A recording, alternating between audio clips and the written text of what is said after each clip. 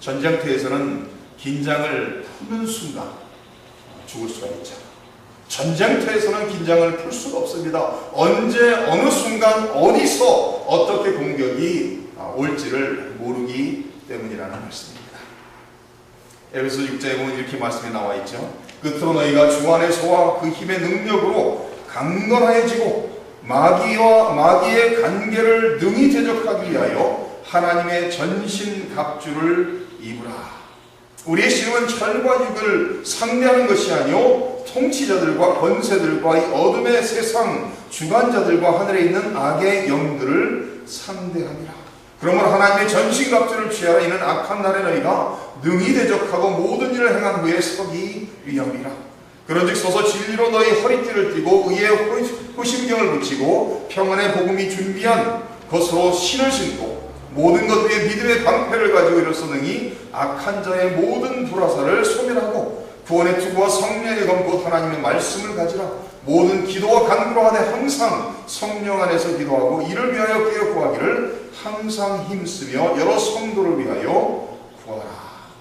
우리의 싸움은 혈과 육에 대한 것이 아니라 영적인 싸움이라고 에베소서는 말하면서 우리의 싸움은 영적인 싸움이요 우리는 날마다 영적인 싸움에 승리하기 위해 필요한 무기로 무장되어야 된다고 말하고 있습니다.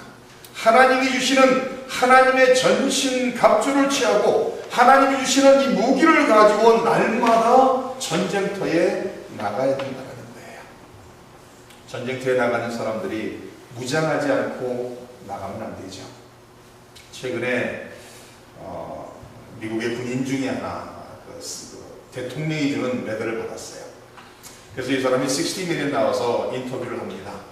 이제 메달을 받게 된 것은 제 기억에는 아프가니스탄이었던 것 같은데 아프가니스탄 계곡에서 그 상대 적과 싸움이 붙었습니다. 그런 상황 속에서 지금 이 밤중에 어둠 속에서 적이 집 사방에서 총을 쏘고 있어요. 그러면서 지금 자기의 미군들이 여러 사람이 맞아서 쓰러져 있습니다. 그러는 와중에 그 적이 와서 그 한 사람을 쓰러진 사람을 양쪽에서 두 사람이 잡고 안고 지금 굴고 가는 거예요. 그러면서 자기들이 지금 미군 하나를 지금 잡았다면서 끌고 나갑니다. 그랬을 때 이 군인이 달려들어가서 총을 쏘면서 그래서 그 사람들을 쏘고 자기의 친구인 그 미군을 구출했습니다.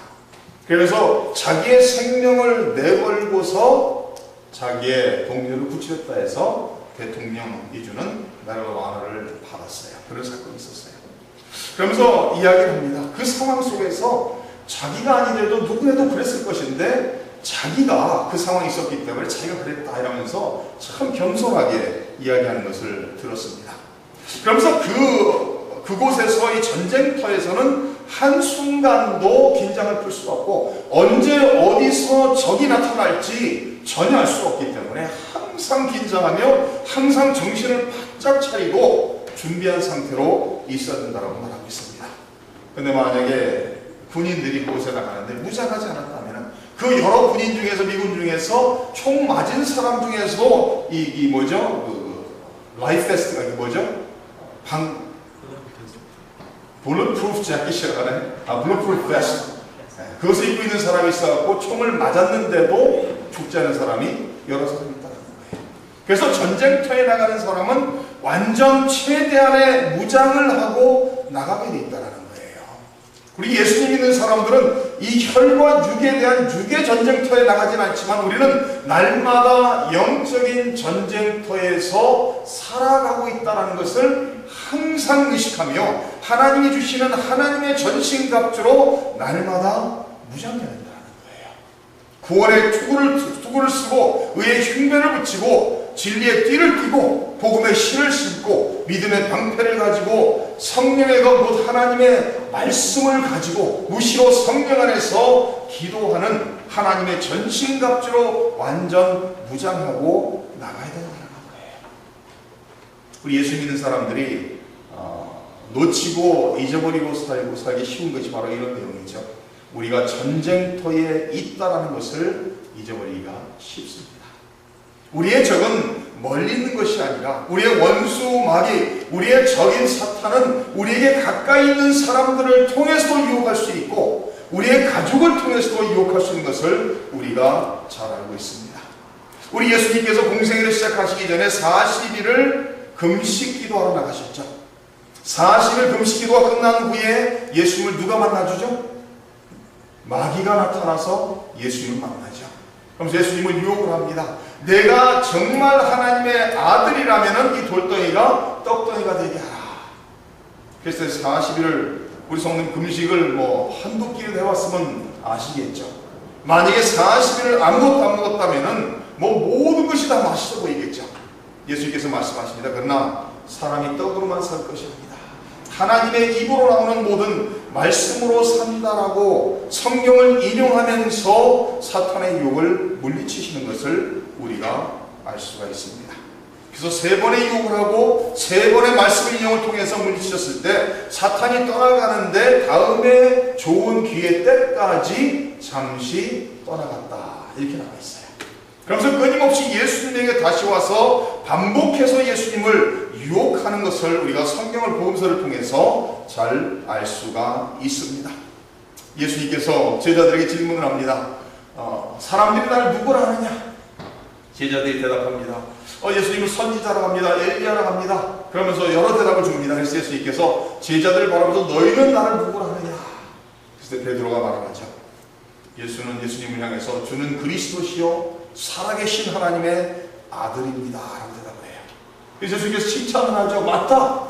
이것을 내게 알게 하신 이는 하나님이시다 하면서 베드로의 답에 대해서 칭찬을 해줍니다. 그런데 그 다음 몇 절이 지나서 예수님께서 내가 예루살렘에 가서 잡혀 죽어야 된다. 십자가 사건을 말씀하실 때 다시 베드로가 나서서 얘기하죠. 절대 안 됩니다. 내가 나의 모든 가족과 모든 것을 버리고 예수님을 따라갔는데 십자가에 예루살렘에서 죽어야 된다는 게 절대 있을 수도 없고 말이 안 됩니다. 그랬을 때 예수님께서 뭐라고 말씀하시죠? 사탄아 뒤로 물러가라. 너는 하나님의 일을 생각하지 않는다라고 말하면서 책망하시는 내용을 바로 예수님께서 데리고 다니고 가르치고 함께 생활하는 베드로를 통해서 예수님을 유혹하는 사탄의 역사를 우리가 볼 수가 있습니다. 예수님께서 십자가에 돌아가시기 전에 누구 때문에 잡히시죠? 바로 제자 누구의? 유다를 통해서. 유다가 은 30냥을 받고 3년이라는 세월을 예수님께서 데려다니면서 믿고 그 돈을 다 맡긴 재정부장인을 맡겼던 그 유다가 돈에 욕심이 있어서 은 30냥 노예값을 받고서 자기의 주가 되시는 예수님을 그리스도를 팔아넘기죠. 그래서 예수님을 찾아와서 입 맞추는 자가 바로 그 그리스도 예수라고 이야기를 해줬죠. 입맞춤을 통해서 예수님을 은 30년 받고 팔아넘기는 것을 우리가 잘 압니다. 그렇게 바로 예수님의 삶을 보아도 예수님의 가까이 있었던 그 제자들을 통해서 사탄이 예수님을 유혹하는 것을 잘 알 수가 있습니다. 사탄이 생각하기를 아마 예수님을 십자가에 죽이기만 하면은 자기가 승리할 것이라고 믿고 예수님을 십자가에 죽도록 모든 것을 이를 진행을 합니다. 예수님을 끊임없이 유혹했던 예수님의 십자가의 길에 끊임없이 사탄이 계속 나와서 예수님의 제자들을 통해서 유혹하고 끊임없이 예수님의 사역을 방해했던 것처럼 사탄은 오늘도 예수님을 믿는 성도들을 끊임없이 유혹하며 끊임없이 넘어뜨리기 위해서 삼키기 위해서 두루 다니는 것을 우리 성도님들은 기억하셔야 됩니다.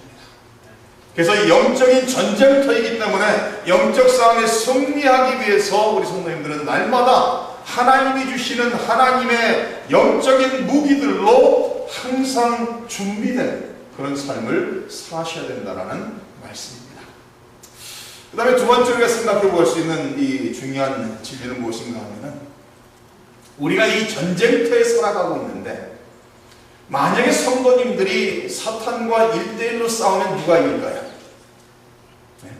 만약에 사탄과 창세기 때부터 아담과 하와를 유혹하고 끊임없이 믿는 자들을 유혹하고 넘어뜨리려는 이 사탄, 그 사탄의 세력과 악한 세력과 성도님들이 1대1로 싸운다면 누가 이기겠어요? 싸움이 안 되죠. 비교가 안 돼요. 우리는 제한이 있는 사람이 있고 사람들이고 우리는 부족하게 짜여 있는 사람들이에요. 죄성을 가지고 태어난 사람들이기 때문에 끊임없이 죄를 향해 달려가는 사람들인 것을 우리는 잘 압니다. 그래서 만약에 사탄 마귀와 우리가 싸워야 된다면 우리는 결코 승리할 수가 없어요. 그러나 누가 우리와 함께 싸우시죠? 하나님께서, 예수님께서 우리를 사랑하시고 우리를 사랑하시기에 독생자 예수 그리스도를 세상에 보내시고 십자가에 희생하시기까지 사랑하신 그 하나님께서 우리와 함께 하시고 우리를 위해서 싸우신다라고 성경은 말하고 있습니다. 우리는 전쟁터에서 살아가고 있지만은 우리 혼자서 싸우는 전쟁터가 아니에요. 우리를 창조하시고 우리를 부르시고 우리를 세우신 그 하나님께서 함께 하시고 그 하나님께서 우리를 위해서 싸우시고 계신다는 거예요.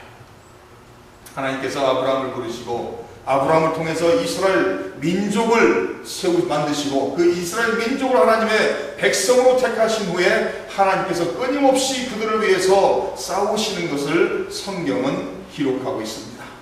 스가랴 14장 3절 이렇게 말합니다. 그때 여호와께서 나가사 그 이방 나라들을 치시되 이 왕의 전쟁 날에 싸운 것 같이 하시리라. 역대하게 이렇게 말합니다. 너희는 마음을 강하게 하며 담대히 하고 아수르 왕과 그를 따르는 온 무리로 말미암아 두려워하지 말라. 놀라지 말라. 우리와 함께 하시는 이가 그와 함께하는 자보다 크니 그와 함께하는 자는 육신의 팔이 우리와 함께 하시는 이는 우리의 하나님 여호와시라. 반드시 우리를 도우시고 우리를 대신하여 싸우시리라. 우리 하나님께서는 이스라엘 백성들을 택하시고 이스라엘 백성들을 위해서 끊임없이 싸우시는 하나님이셨던 것처럼 오늘 이 시대를 살아가고 있는 21세기를 살아가고 있는 성도님들과도 함께 하시고 성도님들을 위해서 싸우시는 하나님이라는 것을 믿으셔야 된다는 말씀입니다. 우리 하나님께서는 하나님이 택한 백성들을 그냥 내버려 두시는 것이 아니라 하나님께서는 항상 함께 하시고 하나님께서는 항상 지켜보시고 보호하시고 인도하시는 돌보시는 하나님이라는 거예요. 우리 예수님께서도 승천하시기를 말씀하셨죠. 내가 끝날까지 너희와 항상 함께 있겠다라고 약속하셨습니다. 하나님이 함께 하시면은 누가 이길까요? 하나님이 함께 하시지 않고 우리가 스스로 싸워야 된다면 이길 길이 없어요. 그러나 하나님이 함께 하신다면 하나님이 함께 하시고 하나님이 우리를 위해 싸우시기 때문에 이길 수 있다는 말씀이에요. 한번 이 사도 바울의 상황을 생각해 보세요. 하나님이 도우시지 않았다면 사도 바울이 어떻게 됐을까요? 40여 명이 맹세하고 동맹하기를 우리가 사도 바울을 죽이기 전에는 먹지도 않고 마시지도 않겠다라고 말했어요. 한 사람이 여러 사람을 죽이기 위해서 자기의 생명을 내던질 때 여러 사람의 생명을 잃게 되는 것을 우리가 잘 압니다. 그런데 40여 명이 지금 동맹하여 한 사람인 바울을 죽이겠다는 거예요. 그 뒤에는 지금 이 공회에 있는 지도자들이 서포트를 하고 있죠. 지금 40여 명이 먹지도 않고 마시지도 않고 죽이기 전에는 아무것도 먹지 않겠다. 아무것도 마시지 않겠다. 다시 말해서 24시간 내에 바울을 죽이겠다는